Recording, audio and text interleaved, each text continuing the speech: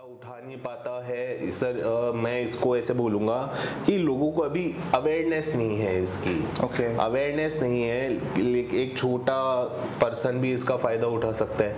क्या होता है, छोटे बिजनेस वालों के भी इंपॉर्टेंट अकाउंट्स होते हैं। हाँ, इसमें जब फेल हो जाएगा तो मेरा स्टेप क्या होगा, मैं क्या करूँगा, मैं सबसे पहले आइडेंटिफाई करूँगा कि मैंने जो अकाउंट सेलेक्ट किया, मैं बिल्कुल जीरो से जाऊँगा, वापस से सेलेक्ट करूँगा, वापस से जीरो से शुरू करूँगा। मैंने जो अकाउंट सेलेक्ट किए थे और अभी जैसे मैंने बताया, अभी अपने इंडिया में ट्रेडिशनल मार्केटिंग का ही चलन है। ईबीएम बहुत से कम लोगों को नॉलेज है और इसका एक स्पेसिफिक डाटा देखा जाए तो ये अभी नॉर्थ अमेरिका, कैलिफोर्निया, कनाडा उधर ज़्यादा पॉपुलर है, लेकिन धीरे धीरे आ रही है। अपने एशिया स्पेसिफिक जो मार्केट है उसमें ये चीज़ आ रही है।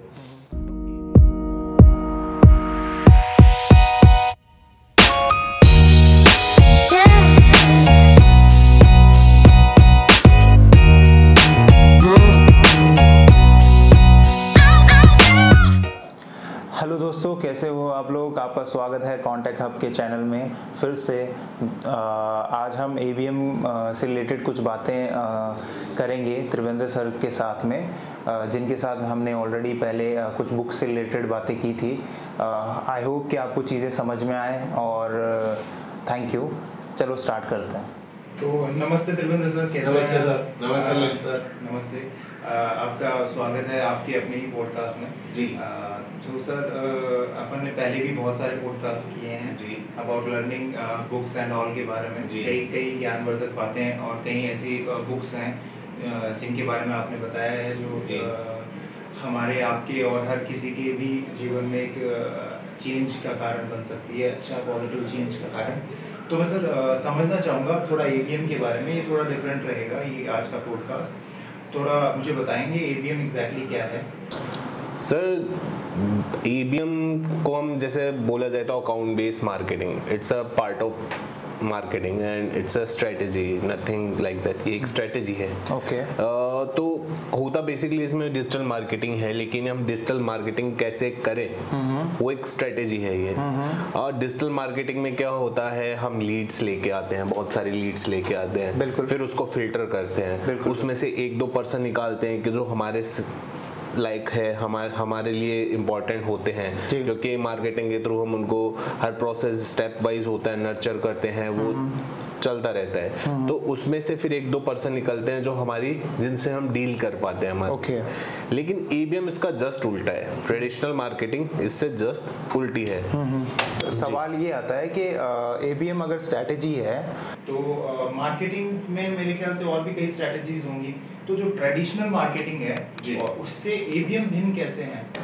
सर, ट्रेडिशनल मार्केटिंग में क्या होता है कि हम लीड्स लेके आते हैं, हम लीड्स लाते हैं मार्केटिंग से। हम जो कैंपेन चलाते हैं, हमारे जो कैंपेन होते हैं उनसे लीड्स लेके आते हैं, देन उनको फिल्टर करते हैं, उनको नर्चर करते हैं, उनको हम एडवोकेट करते हैं, देन उनमें से हमारी एक डील निकलती है, अपॉर्चुनिटीज निकलती है। लेकिन ईबीएम में क्या होता है, इससे जस्ट उल्टा है। एबीएम में हम पहले अकाउंट सेलेक्ट करते हैं जो हमारे बिजनेस के लिए इंपॉर्टेंट होते हैं। हम उनको सेलेक्ट करते हैं डेटा के हिसाब से, उनकी सारी हिस्ट्री, उनका जो कितना रिवेन्यू है, हमारे बिजनेस के हिसाब से ये सही है या नहीं, उनको निकाल के फिर उनको नर्चर करते हैं, फिर उनको एडवोकेट करते हैं। देन इससे क्या होता है कि एक कंपनी को नर्चर किया, एक को अकाउंट को किया, तो इससे क्या होता है, बिजनेस ये एक्सपेंड होता है।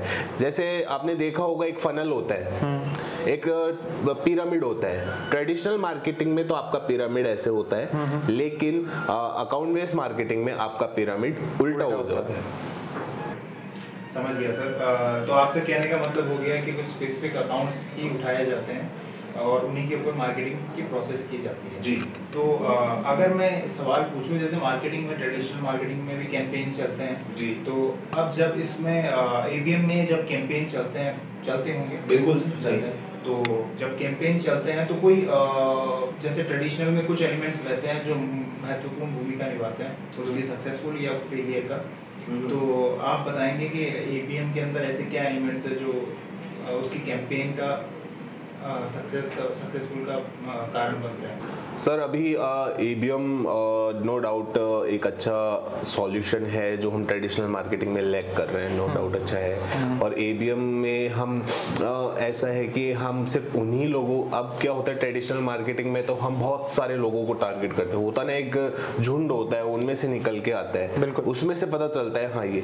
लेकिन ABM में हम क्या कर लेते हैं, पूरे झुंड में से उन लोगों को पहले ही निकाल लेते हैं, फिर उनके ऊपर फोकस करते हैं, उनको कैंपेन चलाते हैं, उनको सारी चीजें शो करते हैं, उनको हम उनके हिसाब से उनके पेन पॉइंट से और उनके सॉल्यूशन दिखाते हैं, उनके जो रिलेटिव चीजें हैं वो उनको दिखाते हैं। बिल्कुल। तो इससे क्या होता है वो रिलेट करता है पर्सन को, हम जो हमारे लिए यूजफुल है हम उन्हीं को ही टारगेट करते हैं, हमारा रिसोर्सेज वेस्ट नहीं होते इससे। तो ये कुछ पॉइंट्स हैं जो इसमें लाभदायक होते हैं कि ABM इज अ बेनिफिट, एक स्ट्रेटेजी है, ये अच्छी स्ट्रेटेजी है। तो सर अगर देखा जाए तो जब इतनी अच्छी स्ट्रैटेजी है तो मेरे ख्याल से फिर हर कोई इसका फ़ायदा भी नहीं उठा पाता होगा। तो अगर समझ लीजिए कि कोई छोटा व्यापारी है, छोटा मैन्युफैक्चरर है, तो क्या उसके लिए भी, उसके बिजनेस के लिए भी ये इतना ही लाभदायक है?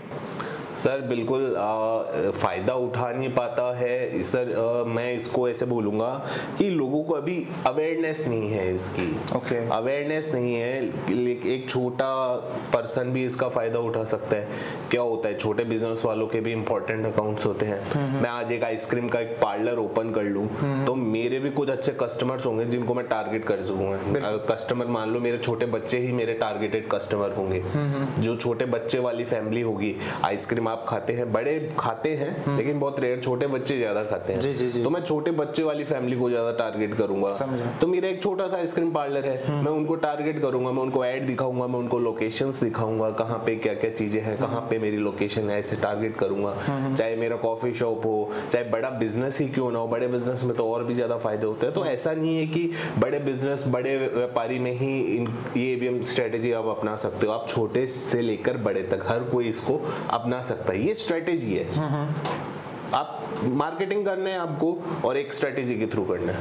अब देखिए सर, ABM के बारे में मैंने भी थोड़ी बहुत कोशिश की थी समझने की।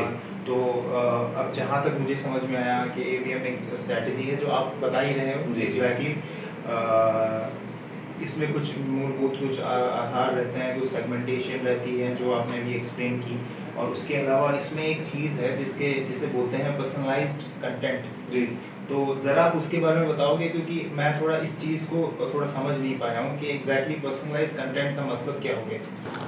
पर्सनलाइज कंटेंट का मतलब हो गया सर, जैसे एक कंपनी है, उसमें आप एक इंजीनियर के रोल पे हो जी, मैं एक टेक हूँ, IT डिपार्टमेंट से हूँ। बिल्कुल। देन मेरे को आपको टारगेट करना है कंटेंट के थ्रू। मेरा कोई प्रोडक्ट है, मेरी कोई चीज़ है, तो वो टेक्निकली भी देखना है और उसको IT।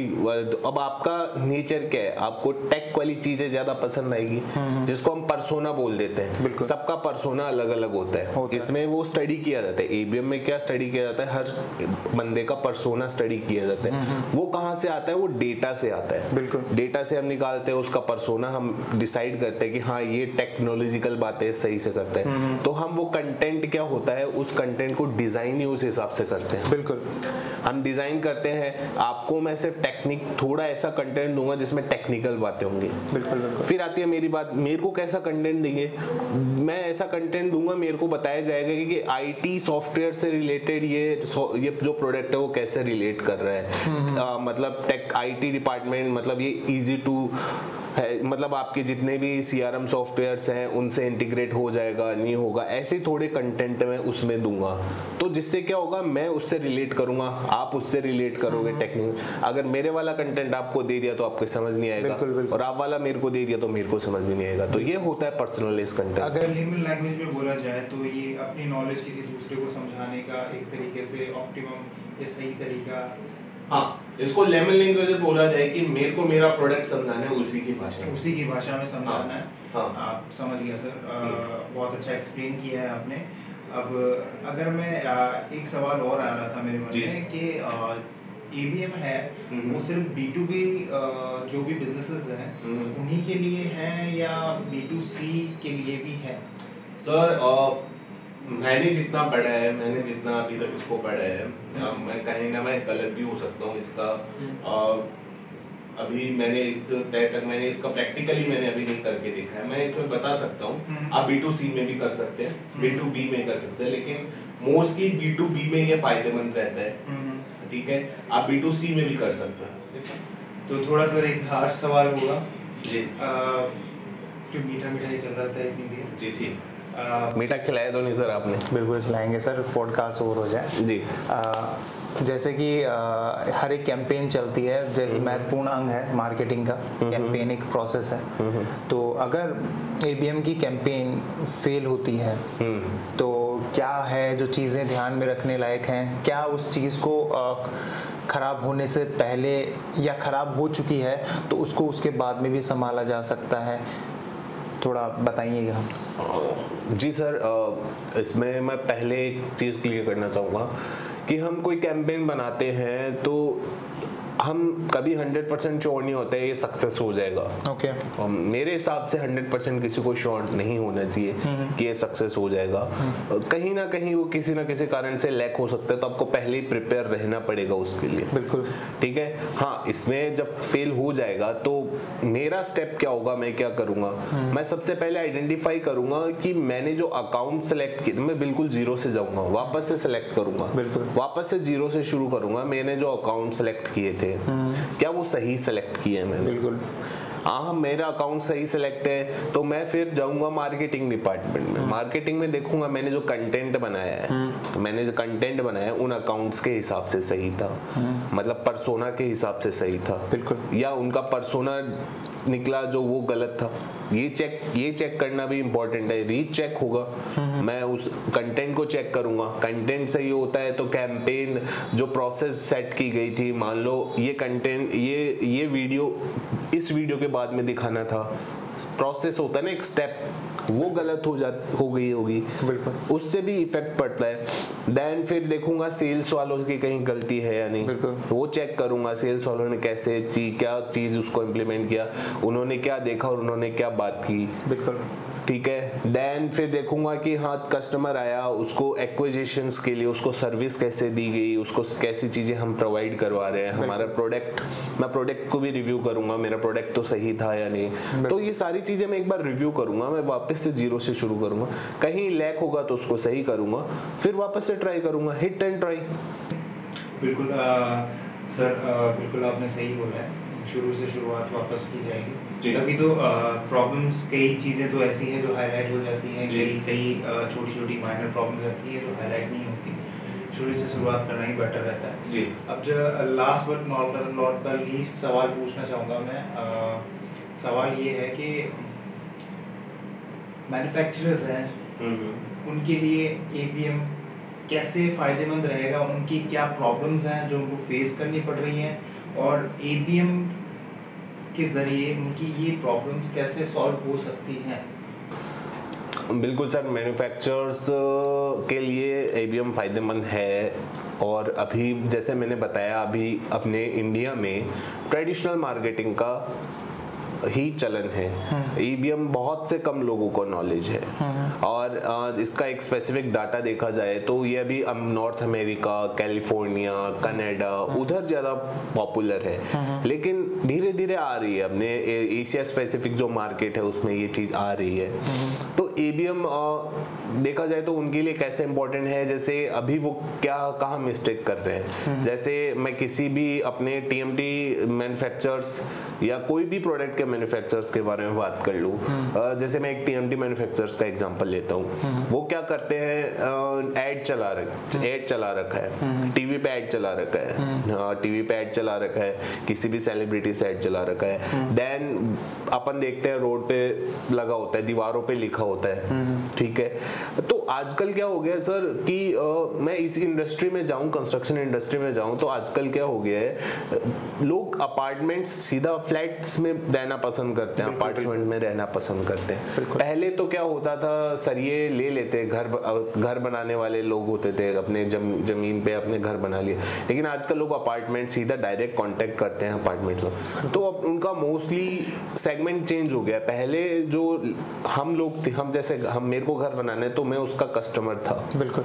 लेकिन अभी उसका कस्टमर चेंज हो गया, अभी उसका कस्टमर कौन हो गया? बिल्डर हो गए हैं, ठेकेदार हो गए हैं, जो बड़े बड़े अपार्टमेंट्स बनाते हैं वो हो गए। तो वो उनको टारगेट नहीं कर पा रहे।